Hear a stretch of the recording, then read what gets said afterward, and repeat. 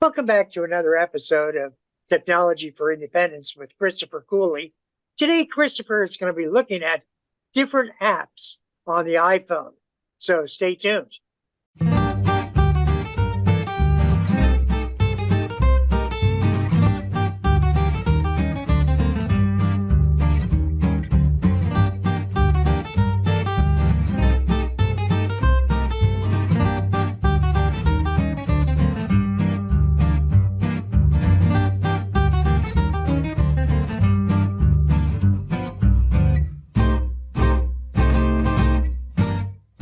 Welcome back to another episode of Technology for Independence with Christopher Cooley. Christopher Cooley is a Ohio Tech ambassador with the state of Ohio, and he's going to be talking about today some interesting things that the iPhone has, the different apps that help individuals who have disabilities. Christopher, it's always a pleasure talking with you. It's a pleasure to be here, Patrick. And I wanted to talk a little bit about the iPhone. I am Ohio Tech Ambassador. You can find us on the website, ohiotechambassador.org. You can find a lot of great information about Ohio Tech Ambassadors. And if you want to learn more about iPhones after this program, feel free to click on Schedule an Ambassador. It's free, and put my name in there, and then it'll book me, and I can come and talk to you more about the iPhone if there's something that you would like to know more. So, Apple has done really well with their iPhones, and technology has grown big in our communities all over the world. I like my iPhone because it gives me a lot of accessibility. It gives me more access to the world. What I mean by that is that I am legally blind and legally deaf. And so my cell phone can actually allow me to know that somebody's calling me. If I don't hear the ringer, it'll vibrate. They have an option where you could turn on vibration, and you can also turn on the flash. So when I get a call, other people may hear the ringing, I may not. So I can feel that vibration and see the flash and know somebody is calling me.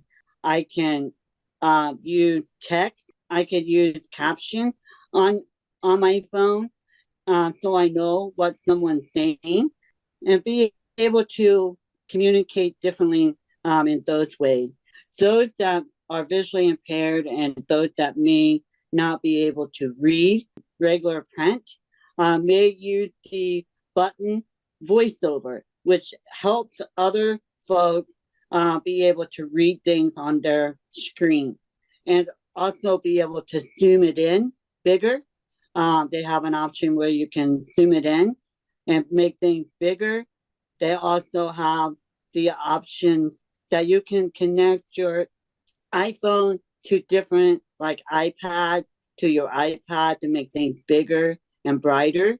They also have the option where you could connect your iPad to a Braille machine.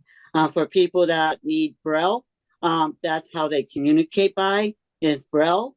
They could connect their iPhone to their little machine and be able to read everything that the other person on the other side, or maybe they're Googling something and they can't see it. So they can use their Braille and be able to feel what's on their screen. That's a great opportunity for an iPhone.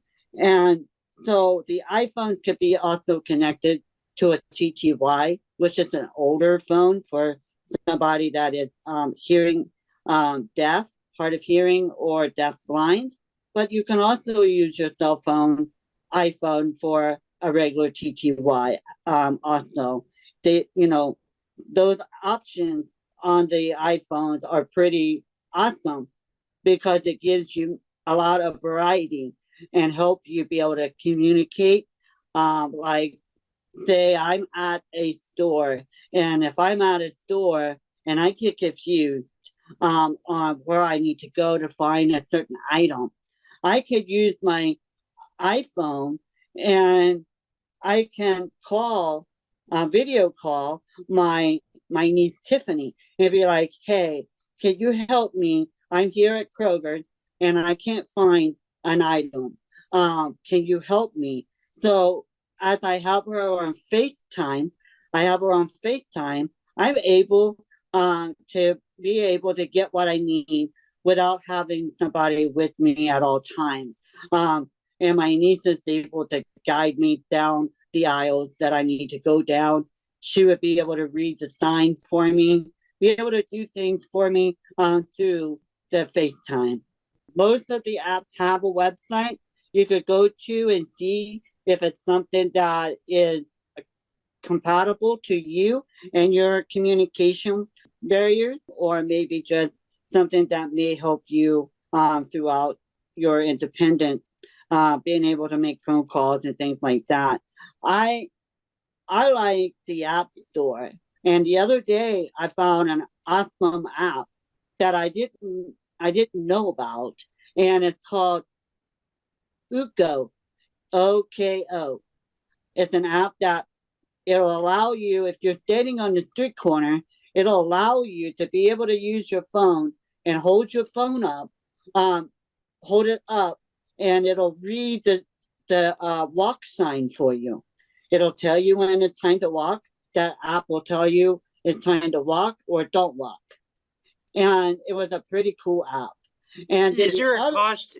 Is there a cost to that, Chris? there is no cost to that. That's what I like about it. It's free. Most of the accessibility apps are free. Um, some cost, some don't. But there's the other app that is calling. It's called Seeing AI. SEEING AI.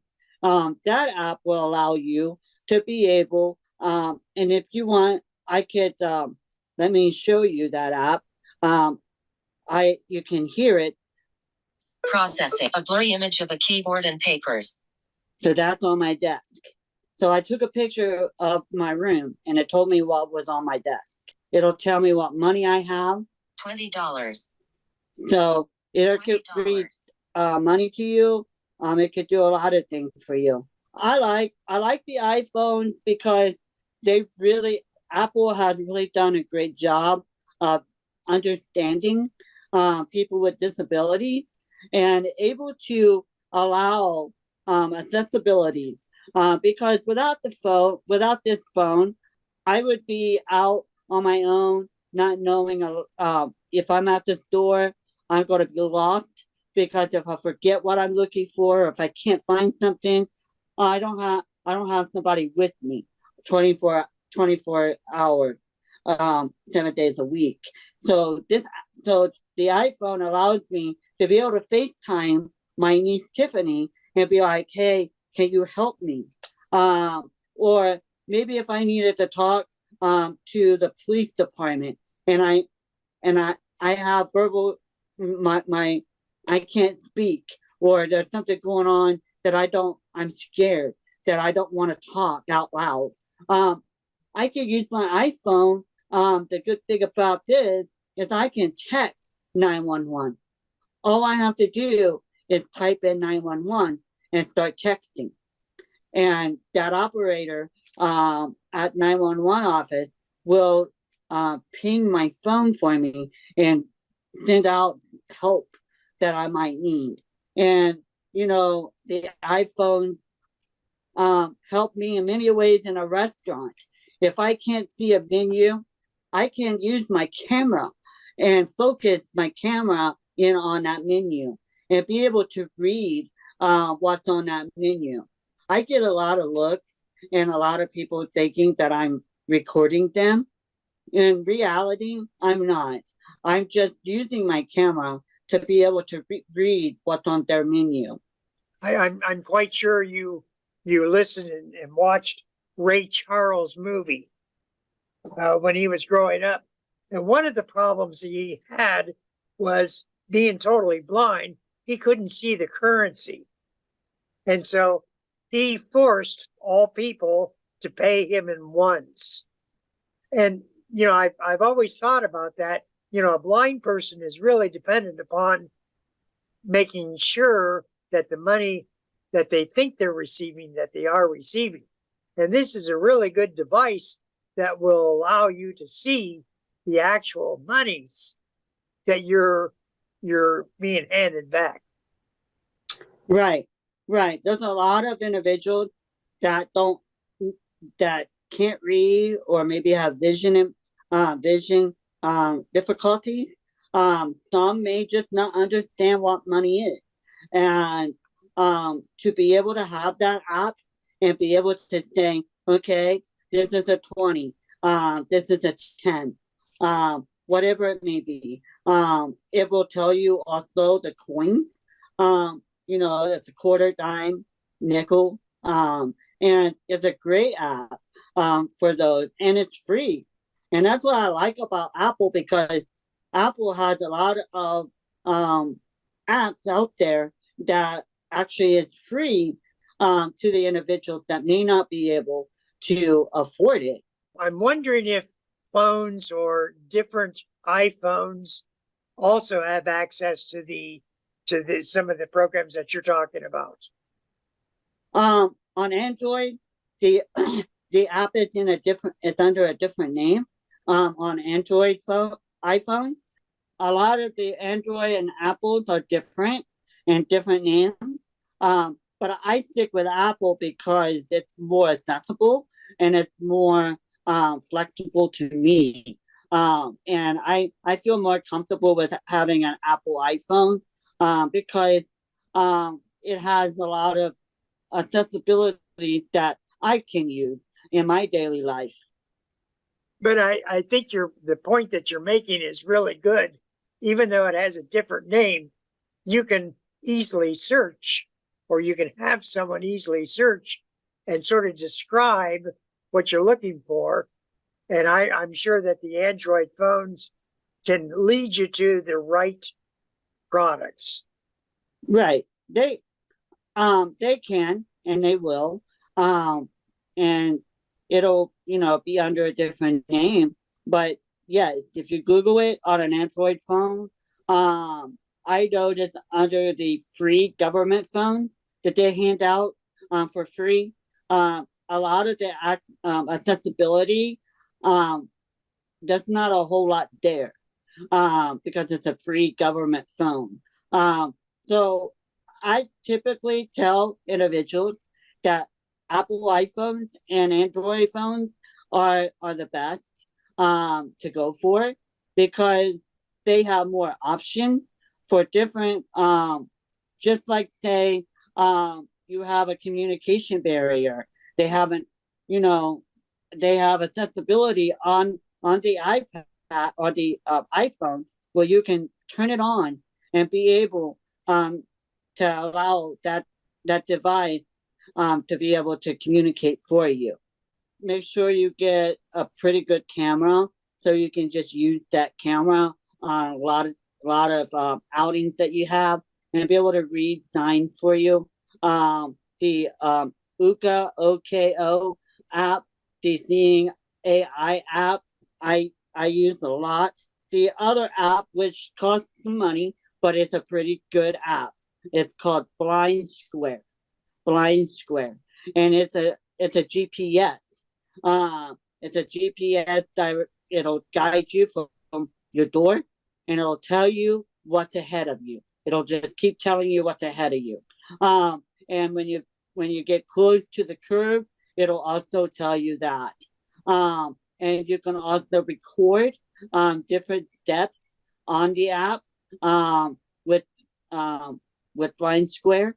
I like Blind Square because I could turn it on, and if I'm in a cab, let's just say, and it happens all the time, in a cab, and the cab driver noticed that you are visually impaired, blind, legally blind, or maybe have some other disability, they like to take the long route, and they like to take the long route and make you have to pay more. And so one time I had my app on, my blind square app on, telling me spot to spot where that driver was going. And I said, "Hey sir, you should turn down this street." And he's like, "No, we're not close to it yet." "No, but I know we need to go down this street." I didn't tell him that my app was on. And I had my iPhone connected to my hearing aid. And I was hearing it. And he went the way that I told him to go. But he didn't like it because I had my independence. I was able to speak up for myself. I was able to say, "No, this is the way you should be going." You have a guide dog. Are there apps that help with your service dog? Well, with the thing AI and the blind square, and regular Siri, the Google map, my dog tends to know what turn right here is. And so if I have my phone on and my dog hears that, then and I don't say it, she will go that way, because she hears the command. And even though you know she'll hear turn right here, right, right turn. She'll go to the right side of the road and let me know, "Hey, we're here." Or when it says go forward in, um, you know, the door is ahead of you. She knows those commands, so she could kind of just pick up on that. I know that you were at the Helen Keller Institute a number of different times over an 11-year period.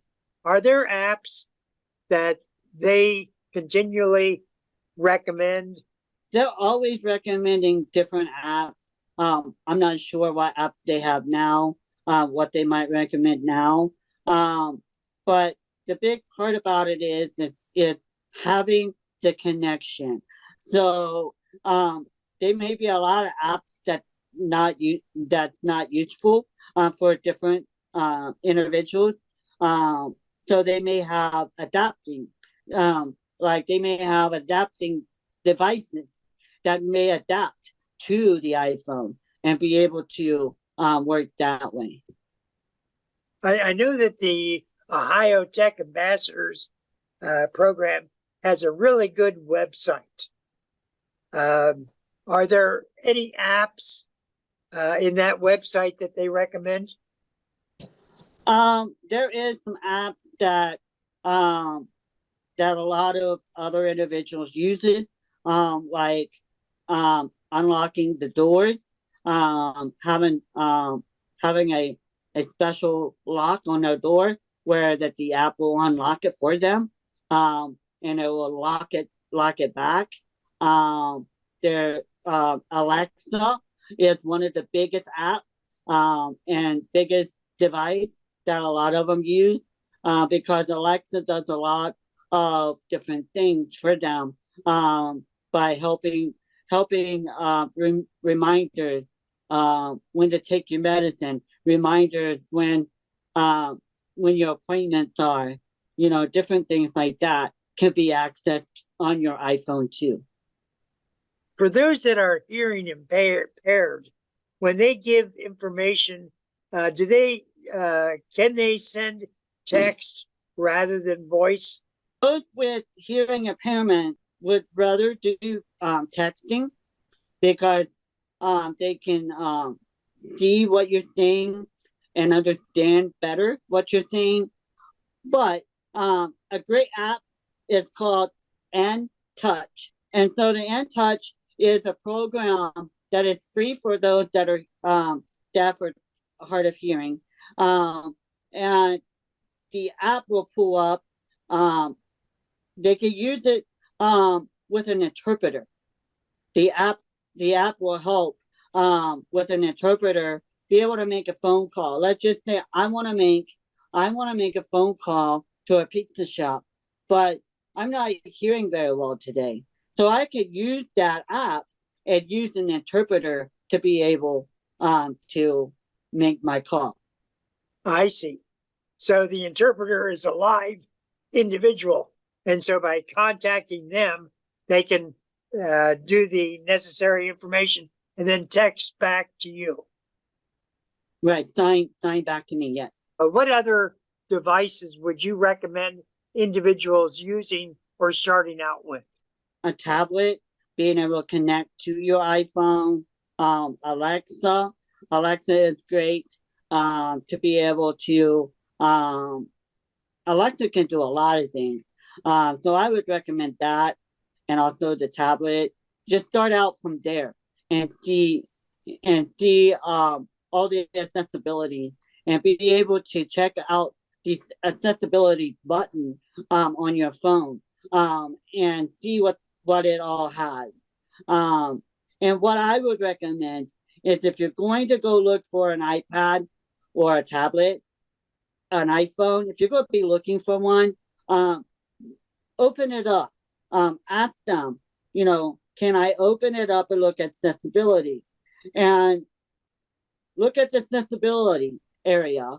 And if you're looking at the accessibility area, you don't see the needs that you need, ask them if they can help you find apps that may help you be able to use your tablet, iPhone, Alexa, and Google. They have now they have Google search and Google Home Google, where you can ask Google to do things for you. That is a great option that a lot of individuals with multiple disabilities using. In these last 2 minutes, let's talk a little bit about the Ohio Tech Ambassadors Program. Again, for the listening audience, what is the Ohio Tech Ambassadors Program and how can it help? Ohio Tech Ambassador Program is a program set up with about 15 Ohio Tech ambassadors.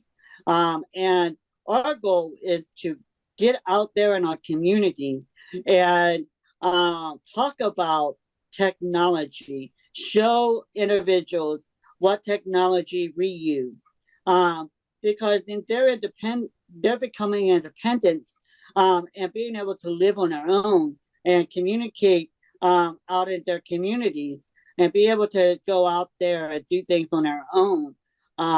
There's a lot of technology out there that can help them be independent and not have to depend on someone there at all times. And so our goal is to educate, bring awareness about technology, how technology can help.